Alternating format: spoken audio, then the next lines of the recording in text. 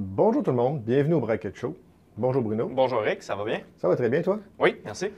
Aujourd'hui, comme une autre fois on a fait un live aussi, fait que ceux qui nous suivent en ce moment, ils nous suivent sur Facebook Live. Aujourd'hui, on a décidé de vous parler au début de unit testing. Ouais. Dans le fond, je l'ai regardé un peu de haut niveau, sans trop rentrer dans le détail des particularités, mais vraiment une comparaison entre NUnit, MSTest et XUnit. Voir un peu les similarités, les différences qui font que tu sais, parfois les gens pourraient peut-être préférer un framework ou un autre. Qu'est-ce qui est tendance, qu'est-ce qui peut faire que ça va être plus intéressant. Bon, en fait, on a eu à faire ça parce qu'à un moment donné, quand .NET Core est sorti, il y avait juste disponibilité de XUnit. Fait qu'on a eu à l'essayer. Nous, on était habitués avec NUnit. Fait que là, après ça, on s'est dit, bon, on va essayer de faire les comparaisons avec d'autres choses pour voir. Puis ça peut nous aider après ça à choisir le meilleur framework pour nos tests. Exactement. Donc, dans le fond, on va y aller tout de suite avec... je vais faire un survol un peu de mon scénario que j'ai en place. OK. Quelque chose encore là de très simple parce que, comme je disais, je voulais vraiment faire un survol. Fait que je ne voulais pas avoir beaucoup trop de trucs spécifiques. Ce qu'on a ici, premièrement, c'est une classe invoice pour une facture où on aurait simplement un numéro de facture, un autre client, une date d'échéance, une liste de produits. Puis le total de notre facture qui va être simplement la somme de tous nos produits, sauf qu'on a une règle que si jamais notre facture est due depuis plus que 30 jours, ben c'est 1,5 fois le montant. T'as de Donc, l'intérêt sur ta facture, toi? des intérêts de 50 T'es un Shylock ou quoi? C'est des gros intérêts, Des gros mais intérêts. ça aide à démontrer vraiment la chose. C'est bon. Puis ensuite, ben, on a un repo, tout simplement, qui permet de sauvegarder nos factures. Si je m'en vais vraiment dans le cœur de la méthode, premièrement, on a une vérification pour être sûr qu'on a un numéro de facture. Si on n'en a pas, on a une exception. Ça va nous servir plus tard pour les tests.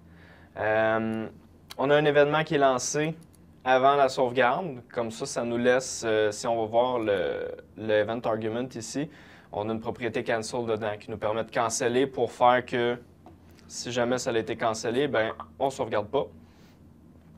Ici, comme je n'avais pas de base de données directement pour faire la sauvegarde, j'ai simplement mis un await. Donc, on voit que notre processus est asynchrone. Encore là, ça va nous servir pour regarder comment ça fonctionne dans ce contexte-là pour les tests.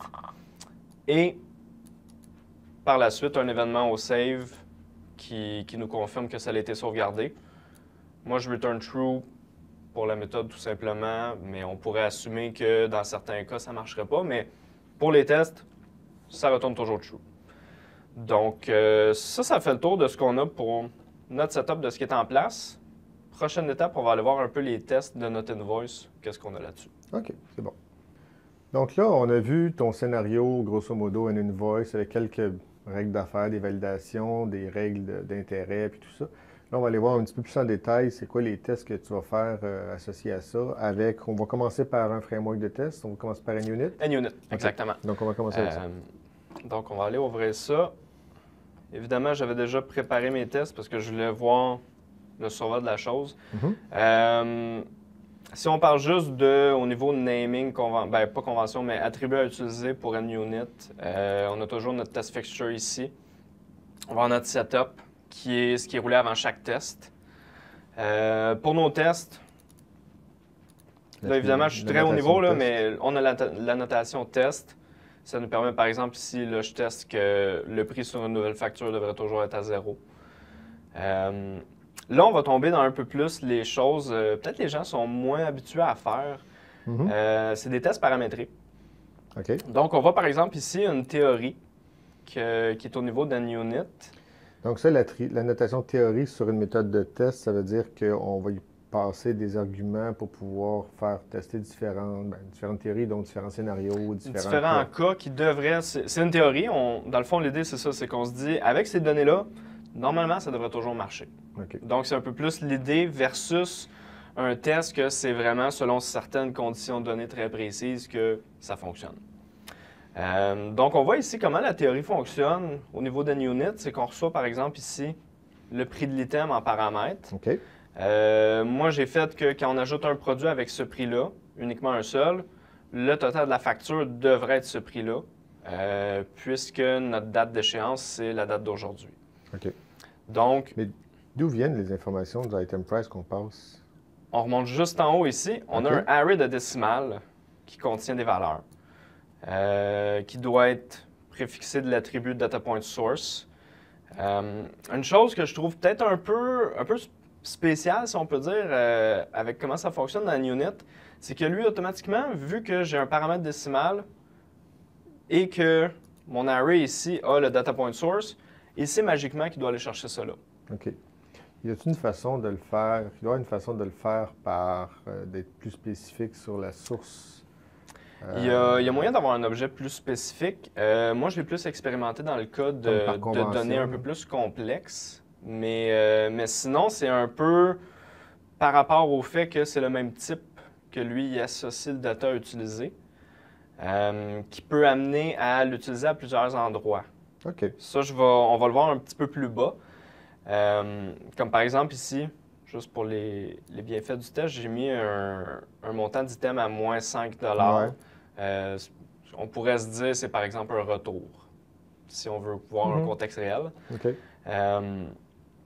Autre petite chose aussi à remarquer, parce que malheureusement, moi je trouve ça dommage que le framework ne nous permette pas de gérer ça automatiquement. Si je veux pas que ma variable soit vue comme une variable non utilisée, on n'a pas le choix d'ajouter un attribut, un commentaire avec ReSharper pour l'exclure de ces vérifications. Oui, bien ça, c'est spécifique quand on utilise ReSharper. C'est plus spécifique, oui, mais c'est dommage quand même d'avoir une variable qui est en temps normal vue comme non utilisée parce que ça vient de la réflexion pour l'utilisation. Par la suite, on va aller voir mon autre théorie, justement, où là, on calcule le prix d'une facture quand c'est overdue, donc quand on a les fameux frais de 50 %. Ce qui est intéressant ici, que j'aime beaucoup de NUnit, on utilise le même data source que tantôt, si je minimise le test d'avant. On utilise les mêmes données. Par contre, dans l'optique qu'un retour, normalement, tu ne devrais pas le ramener au-delà de ta date où tu commences à avoir des frais. Ça fait peut-être trop longtemps que tu l'as. Tu ne devrais pas pouvoir le retourner. En fait, tu ne te feras pas rembourser des frais avec de l'intérêt. Exactement. Donc, dans un cas comme ça, on peut faire que notre théorie assume que le prix de l'item est en haut de 0 $. Ça filtre les données d'entrée pour juste tester les cas qu'on veut tester dans ce scénario-là. Exactement. Okay. Donc, dans ce cas-ci, il va aller chercher une note DataPointSource comme on avait tantôt, mais il va exclure le moins 5 ici. Donc, il va seulement rouler 3 tests par rapport à ça. Le dernier point, dans le fond, qu'on pourrait regarder, c'est justement, comme on parlait tantôt, un peu plus de data complexe. Donc, par exemple, ici, mon test, je veux vraiment tester la méthode au complet. Donc, j'ai ma date d'échéance, le prix de mon item et le total auquel je m'attends. On peut voir ici avec mes données que j'ai ma date d'aujourd'hui, 10 $, ça devrait être 10 $. Quand c'est overdue, notre 10 $, il se transforme en 15 pour le total de la facture. OK, puis là, je vois que tu as la notation test case source sur ta méthode de test, donc c'est ça qui dit quelle source de données prendre pour exécuter. Exactement. Lui, il faut y passer le nom de la variable à utiliser. Il faut que ça soit un array d'objets.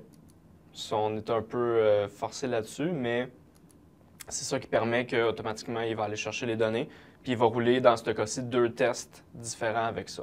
OK. On peut d'ailleurs aller voir l'exécution. Qu'est-ce que ça a l'air en exécution? C'est ça que... Il est en train de démarrer, ça ne sera pas bien long. Parfait.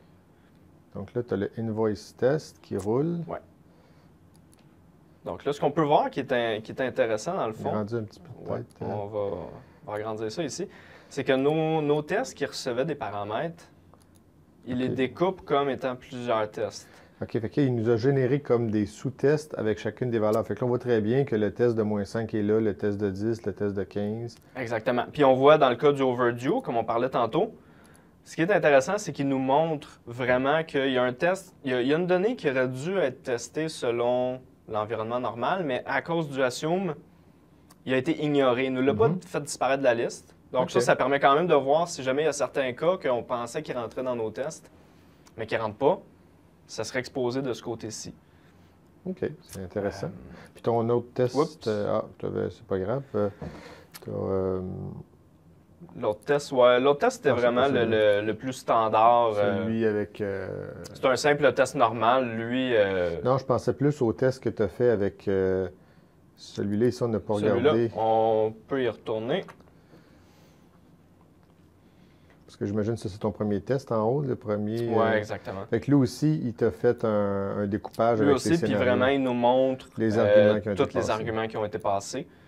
On peut aussi remarquer, ce que je voulais vous montrer, un dernier petit point, c'est qu'on voit ici l'icône des tests qui nous montre plusieurs tests versus un seul et unique. OK. Donc, on a moyen quand même aussi visuellement de voir qu'il y a plusieurs tests qui sont faits avec la même méthode. Intéressant.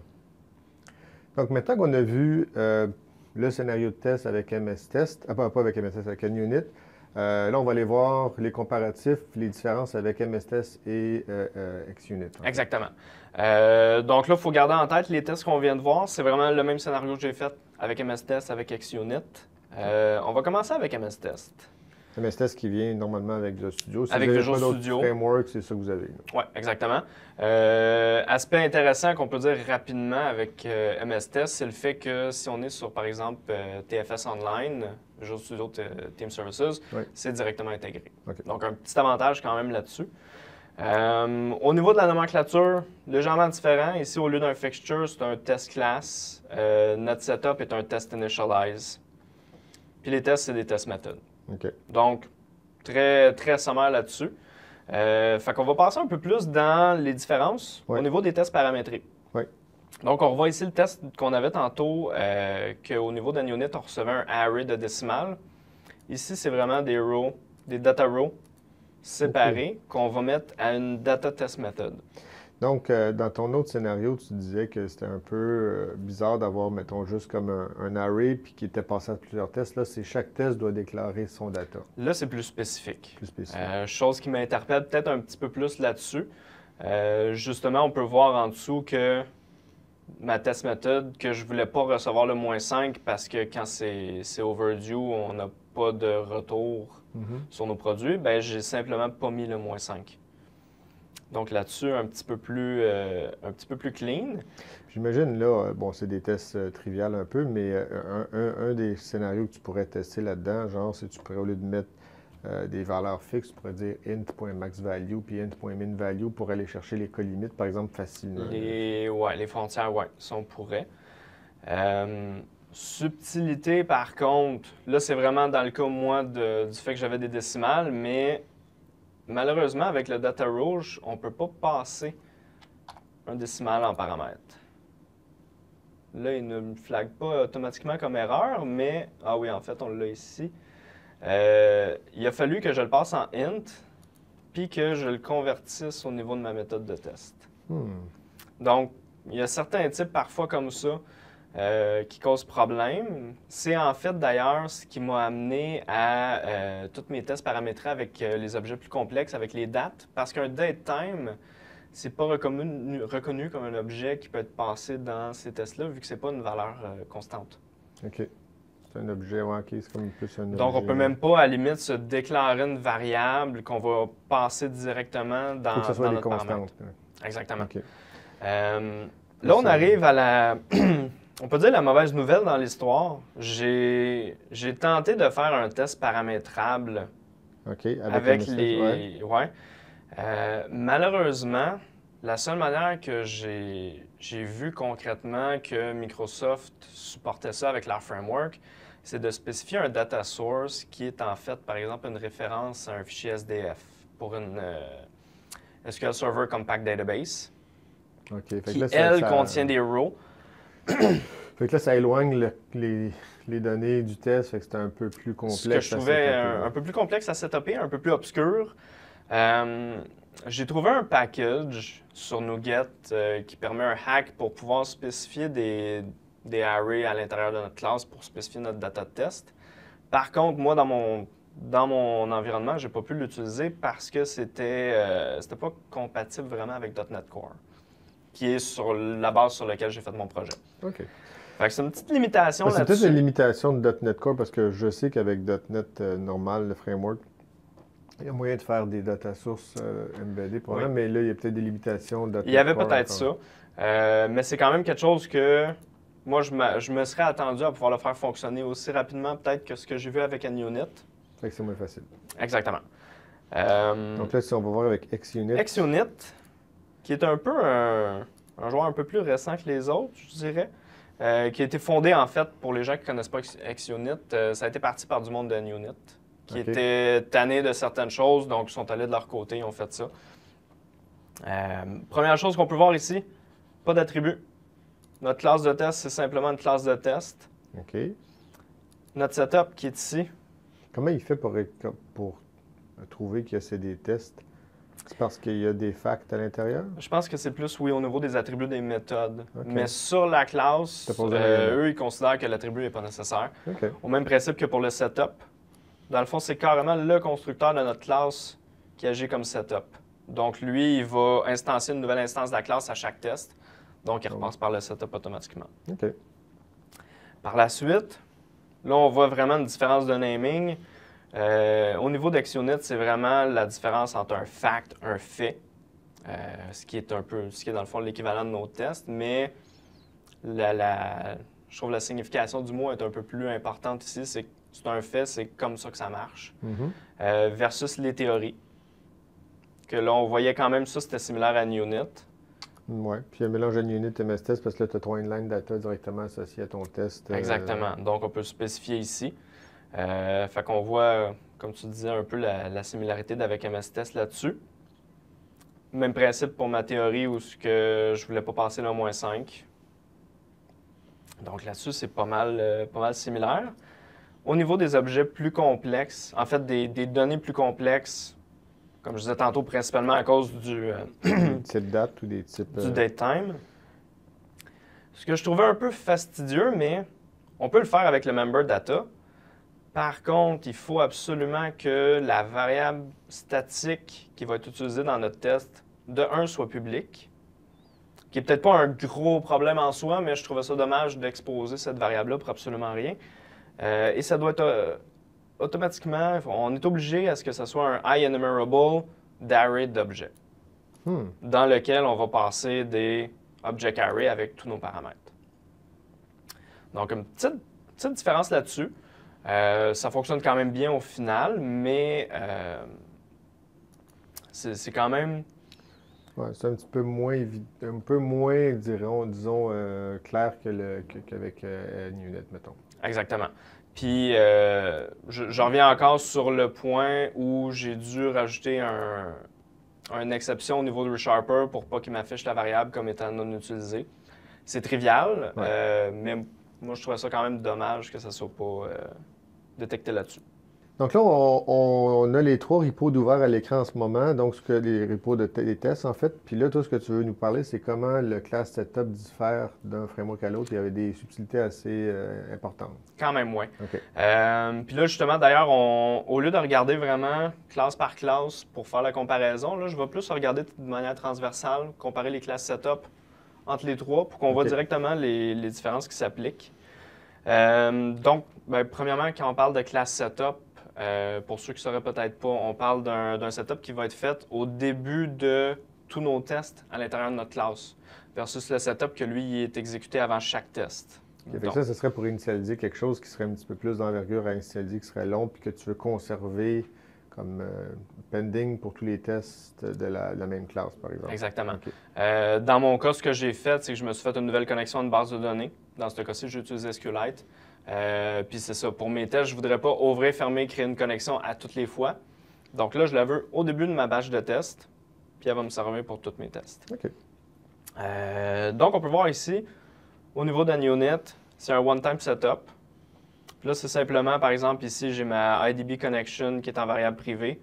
Je l'initialise et je l'ouvre au niveau de mon setup. Très sommaire. Très simple. Au niveau de MS-test, encore là, pas mal la même chose, à quelques petites différences près. Le class setup au niveau de MS-test doit être statique et doit recevoir le test context, qui est ce qui est utilisé par MS-test. Par conséquent, notre variable de base de données est statique, mais après ça, elle peut être utilisée dans l'application. OK. Possiblement parce que la mécanique du framework derrière crée une instance de la classe à chaque fois. Donc, la seule façon de conserver le setup, c'est de le mettre dans quelque chose de statique. Probablement. J'ai pas regardé le détail du fonctionnement, Ouais, mais... ça fait du sens. Et là, on va arriver avec XUnit.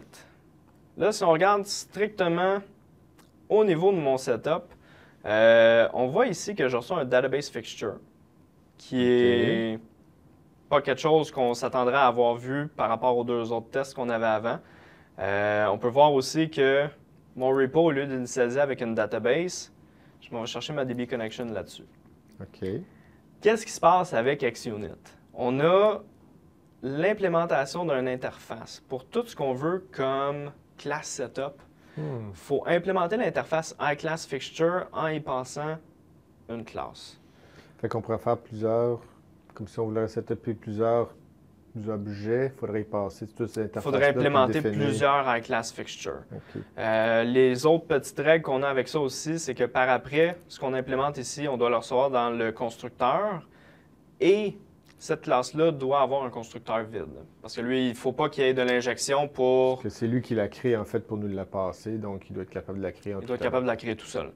Si on va voir le database fixture, qui est juste ici, c'est une classe que j'ai créée, puis qu'au final, tout ce qu'elle a fait, c'est avoir une propriété pour mon DB connection qui fait la connexion, qui l'ouvre, puis par la suite, ça va être utilisé dans notre invoice repo test. Fait que dans le fond, c'est comme, OK, MS Test, ils créent des instances de tests, de classes de tests à chaque test. Donc, eux ont choisi la fonctionnalité de mettre le membre configuré, mettons, statique. XUnit font la même chose à chaque test, vu que le constructeur est équivalent au test setup, pas au class setup, mais au test setup.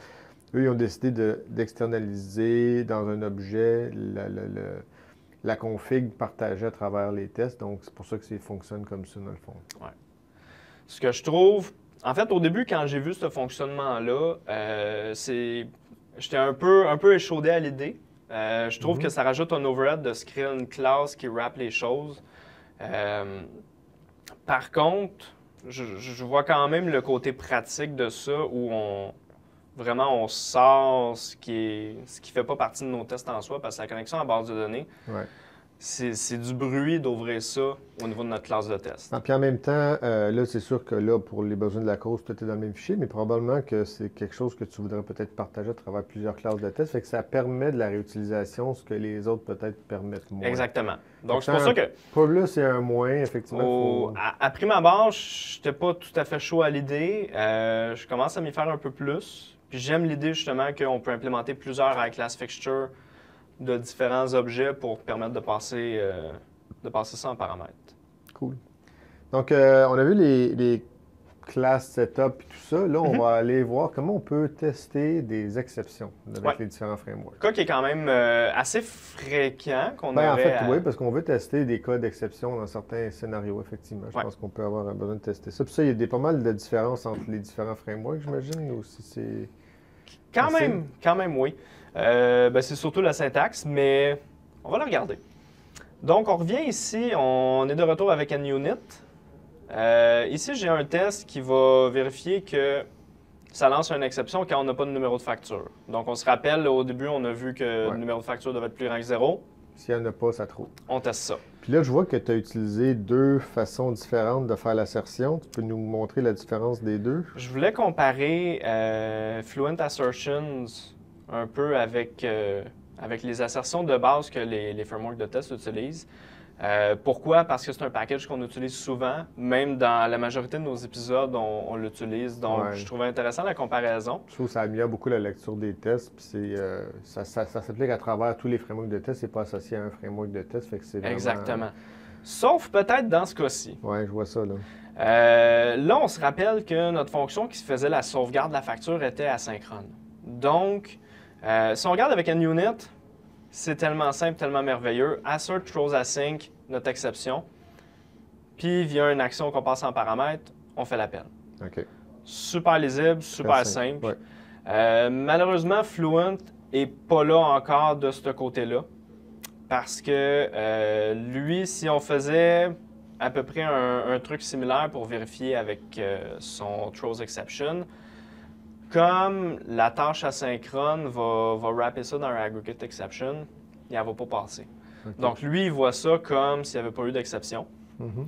Pour le faire, au final, ce qu'il faut qu'on fasse, c'est une action qui fait le call asynchrone, qui, elle, au final, devrait thrower l'exception. Donc, la magie vient dans le await, c'est qu'on fait un call asynchrone, mais vu que le await nous dépacte toute l'exception, fait que, dans le fond, on fait un call asynchrone qu'on resynchronise avant de faire l'assertion, finalement. Ouais. Probablement ce que Unit fait Ce derrière. que Unit fait en arrière, probablement. Mais c'est juste que Fluent Assertions n'a pas encore une façon d'encapsuler ça. Dans ce cas-ci, ouais, je l'aime pas trop dans cette syntaxe-là. On va aller voir aussi le cas où ça ne trop pas, parce qu'on veut vérifier que son numéro de facture, ben, il ne va pas nous lancer d'exception. Encore là, Fluent, malheureusement, il n'est pas tout à fait là du côté syntaxe. OK, Versus un unit qui does not throw, on fait l'appel. tout simplement. Ouais. OK. On va basculer vers MS-Test. MS-Test. On a notre méthode qui throw ici. Ce qu'on peut voir, c'est que la méthode du test est async. Donc, petite subtilité par rapport à ce qu'on avait avec NUnit, vu qu'il s'occupait de wrapper la fonctionnalité du async dans ses méthodes d'assertion. Mais d'ailleurs, async task pour les tests dans les 3 frameworks supportés, il n'y a pas de problème là-dessus. Donc ici, on a notre throws exception async de MS-Test qui est pas mal similaire à NUnit. La seule différence, c'est que lui, on y fait le call await. Ça, c'est nouveau dans MS-Test parce que moi, je me rappelle probablement dans les anciennes versions, quand on voulait tester une exception dans une méthode de MS-Test, il fallait mettre une annotation sur la méthode de test pour dire que cette méthode-là throwait, puis on faisait le code normalement dans la méthode, mais l'assertion était faite comme une annotation. Ce qui était très mauvais, parce Oui. qu'on n'avait aucune idée de l'endroit où Ouais. l'exception était lancée. Mais ça, c'est arrivé tout récemment. Si je ne me trompe pas, c'est avec la dernière version de MS-Test qui est venue pas mal avec Visual Studio 2017. Ouais, Donc, parce c'est quand même qu'avant- assez récent. Mais c'est un upgrade, je pense, qui était Ouais, c'était nécessaire, je pense. très attendu du monde. On va poursuivre avec le Does Not Throw. Que ici, en fait, il n'y a pas vraiment d'assertion au niveau de MS-Test pour vérifier que ça ne throw pas. Rendu là, on pourrait se poser la question, est-ce qu'on fait un test qui fait simplement le call, mais qui n'a pas d'assertion en soi, ou si on ne le teste pas? Ça serait un peu, parce que de toute façon, on a d'autres tests sur notre fonctionnement, donc par là, indirectement, c'est testé. Ouais, si on testait, si on testait autre chose sur l'invoice, on arriverait à tester un cas où elle ne trouve pas, donc ça serait couvert. de toute Exactement, façon. ça serait testé par la bande. Si on va voir finalement du côté de XUnit, on a notre fact ici pour vérifier que ça trop. Ce que je trouvais intéressant avec XUnit, c'est que j'ai pu raccourcir la syntaxe pour faire directement le call de l'assertion. Avec ce qu'on appelle des embodied méthodes Ouais. member, des choses comme ça. Qui ouais, est juste juste avec directement. C# 7, si ma mémoire est bonne. Donc, Ouais. fonctionnalité un peu plus récente que c'est peut-être pas tout le monde qui a accès. Mais je trouve que ça fait un test quand même assez concis. C'est très clair ce qu'on fait. On assure que ça throw, on fait l'appel. Là, j'avais même mis directement mon builder qui me bâtit ma invoice à l'intérieur au lieu d'avoir la variable à déclarer. Et encore là, XUnit, Il n'y a pas de cas de does not throw. non, il n'y a pas de code là-dessus. Même dans leur documentation, ils disent qu'eux autres, ils ne croient pas à ça de faire un test sur quelque chose qui ne trouve pas. Donc, c'est carrément... Ouais. Ben, Aucun test là-dessus. c'est correct, c'est légitime. Il y a juste, en fait, il y a juste un unit qui a décidé d'avoir explicitement testé que quelque chose trop pas une exception particulièrement. Ouais. Puis comme on disait tantôt, tu sais, c'est pas... Je pense pas que c'est nécessaire de le faire, à moins qu'on ait rien d'autre dans notre classe de test qui teste que ça ne trouve pas. Mais généralement... C'est probablement un smell qu'on teste pas quelque chose, probablement. Exactement. Puis on le verrait probablement avec le coverage. Aussi. Donc, ben ça fait le tour côté exception au niveau des tests. C'est bon.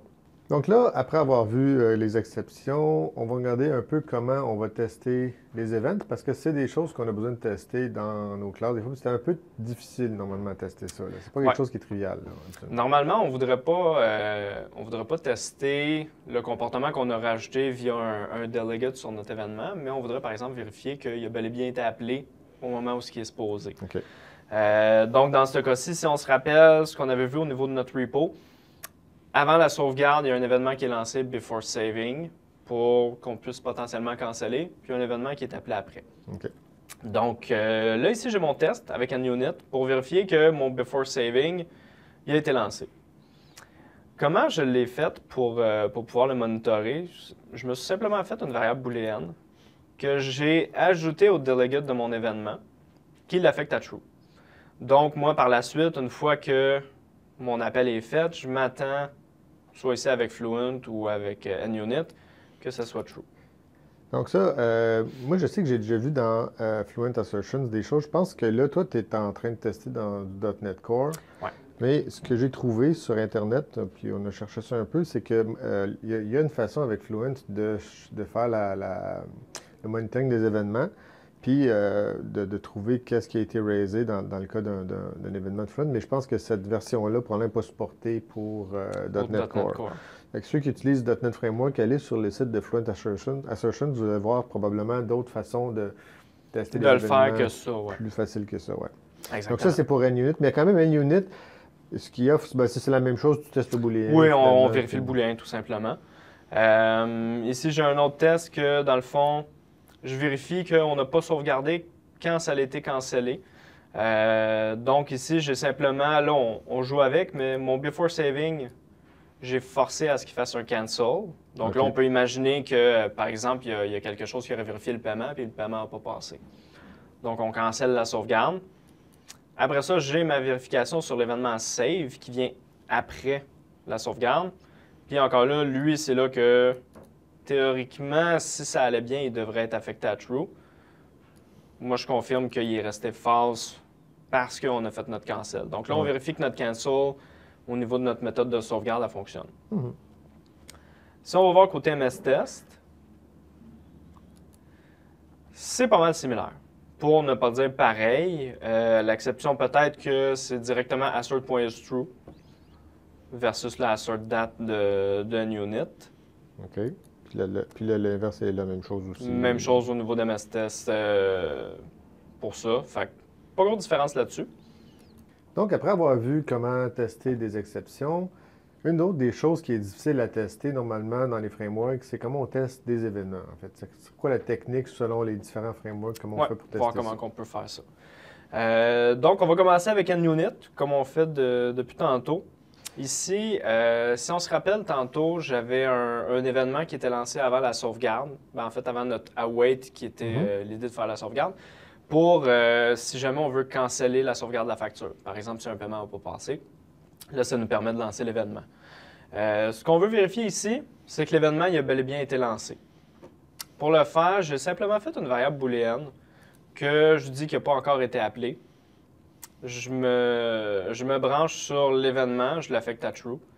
Donc, par la suite, si mon événement a bel et bien été appelé, je devrais avoir ma variable à true. Okay. Là, je sais que tu es dans un contexte .NET Core. Je pense que c'est une limitation. Là, on utilise, qu'on utilise NUnit ou Fluent Assertions. Peut-être que c'est un contexte de limitation de .NET Core, mais je sais que Fluent Assertions, il y a une mécanique pour vérifier les événements. Donc, probablement dans des contextes de .NET Framework, on pourrait l'utiliser. Ici, on peut avoir un Monitor Events qui va s'accrocher sur les événements, puis pour nous, vérifier que l'événement est appelé. Donc, je vous invite à peut-être aller vérifier ça si votre contexte n'est pas .NET Core. Éventuellement, probablement que Fluent Assertions va supporter un peu plus. Ça, donc, c'est ça. Dans le fond, c'est assez simple. C'est vraiment juste de faire un petit appel à l'événement, mais avec notre code à nous pour voir qu'il a bel et bien été appelé. Puis par la suite, si on veut regarder, par exemple, que si jamais notre cancel, notre événement, avant la sauvegarde, il a émis un cancel à true pour faire qu'on ne sauvegarde pas. On veut s'assurer que la séquence est On veut s'assurer que le reste n'est pas fait. Donc, ce qu'on a fait ici, c'est simplement que mon before saving, j'ai forcé l'annulation de la sauvegarde. Puis là, ce que je veux faire par la suite, c'est vérifier que si mon événement pour la sauvegarde a été lancé, il y aura un problème. Donc, encore là, on affecte une variable booléenne si l'événement est lancé. Dans ce cas-ci, je ne veux pas qu'elle ait été lancée, donc on vérifie que c'est false. Donc là-dessus, ça fait comment assez simple quand même d'aller vérifier juste pour savoir l'appel de notre événement. De toute façon, notre code qu'on viendrait y ajouter via un delegate comme ça, lui, on le testera ailleurs de toute façon. Donc, ce n'est pas le but de ce test-là. Là, on va Ça, aller voir. c'est Oui. pas mal pareil, j'imagine, dans les autres frameworks. C'est pas mal, C'est assez similaire. Dans le fond, avec MS Test, on fait la c'est même simplement chose. le assert qui est différent, mais c'est pas par rapport à l'événement en soi. C'est spécifique, ouais. Même chose ici pour quand la sauvegarde elle a été annulée. Donc là-dessus, pas trop de différence.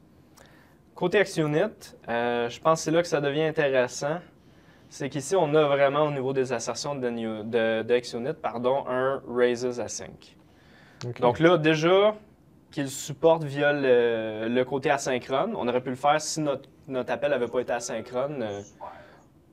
On aurait pu le lancer sans problème. Mais là, ici, même l'asynchrone fonctionne. Puis lui, il faut simplement y passer une affectation via lambda d'un event handler qu'on fait simplement affecter comme ça. Lui, après ça, il fait son appel.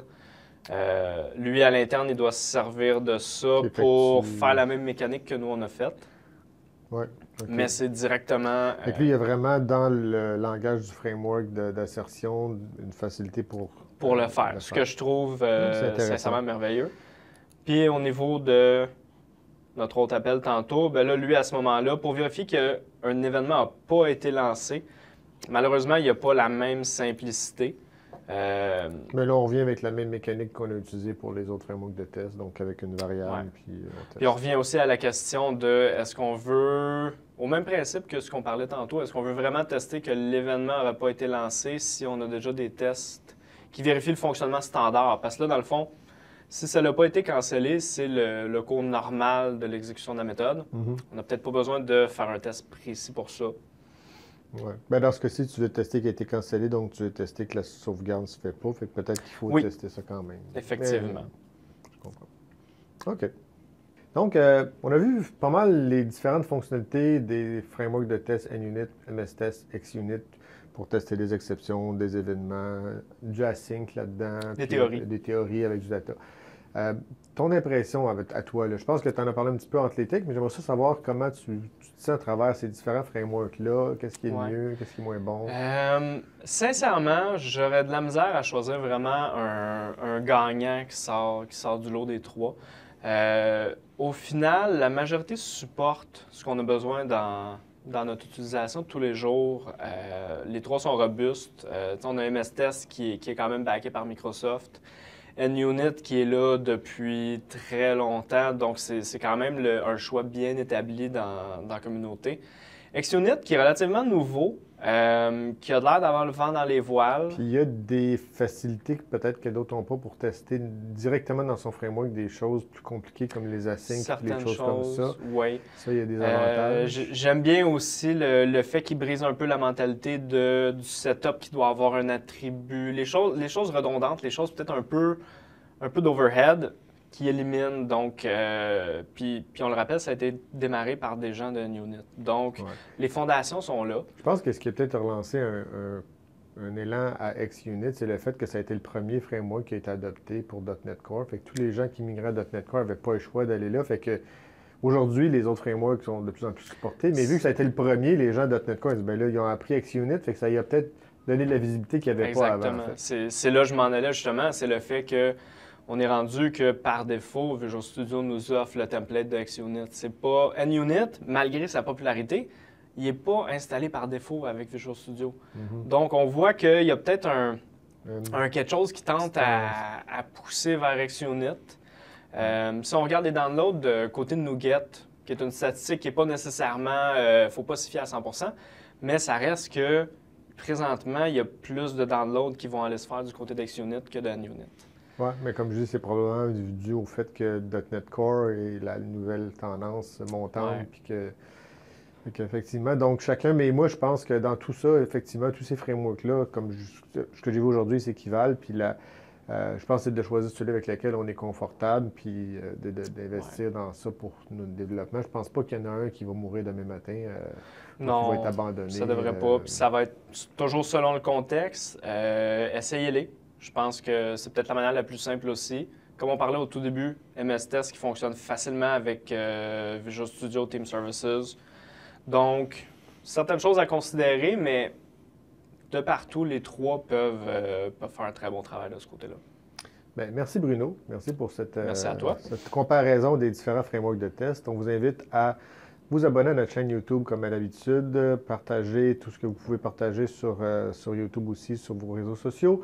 Puis on vous revoit au prochain épisode. Merci.